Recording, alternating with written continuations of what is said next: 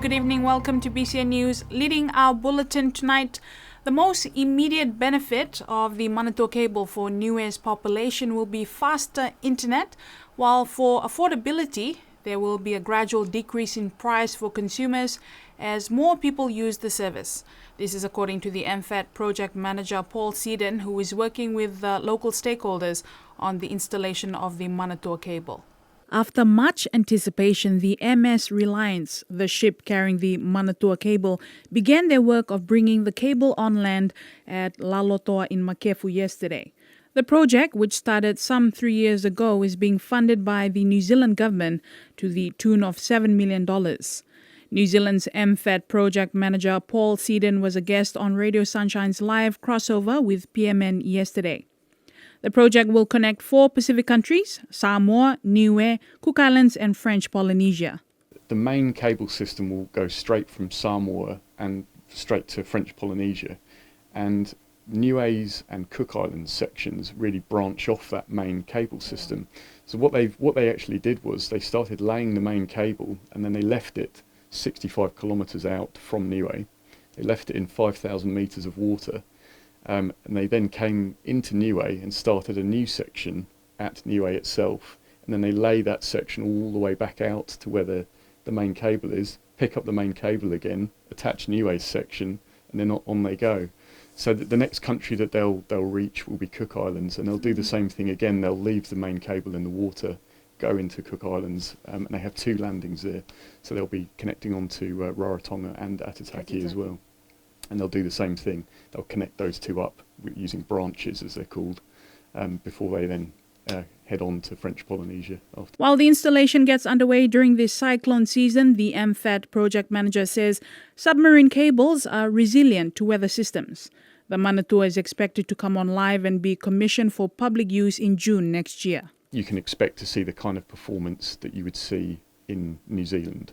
It's that kind of performance increase that you'll get from the Manatoa cable immediately. But when it comes to the affordability aspect, I think it's probably worth talking to a little bit about this, because it's not necessarily an immediate decrease in the price of internet that you see in countries. What actually happens is it's a gradual decrease over time, because the operators have to price in the increased use that comes from a cable system. They price that in over time, and over time you see, as more and more people consume more and more data and more internet, that there's a gradual decrease in the price. So I think in terms of, and it's something that we've spoken about in other countries as well, just to set some of the expectations that it won't be an immediate decrease in price, but you will see a decrease over time actually, and you'll see that performance increase from day one. Government is currently in negotiation for a new superannuation scheme. This means that all public servants who were recruited into the public service since 2016 are not part of any superannuation scheme until the government can secure a new scheme. Contributing to a superannuation scheme is compulsory for all public servants. Previously, the Niue government had 2 superannuation schemes. The first was the Government Superannuation Scheme, known as GSF, which started some 40 years ago but closed in 1992. Then the government signed on to a new scheme, the ASB Superannuation Master Trust Investment Scheme, in 1992, but this closed in 2016. Premier Sir Toke Talangi's new book has been officially launched today. Called Niue Rising, this is a biography of Sir Toke Tufukia Talangi and his life in Niue to a Knight of the Realm. This biography covers his life work and his experiences as a businessman and into politics and the premiership. The book has just been published this month and is available online. Copies of the book were also available at the launch this morning at Te Whalefono. Dignitaries, family and friends attended the launch, purchasing the newly released biography. And the Premier has publicly expressed his intentions of contesting the 2020 general election.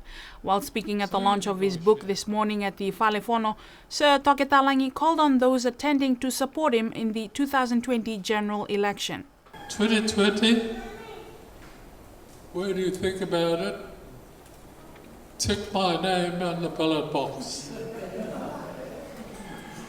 And that's BCN News for tonight. Thank you for joining us. Do join us same time tomorrow. Until then, have a good night.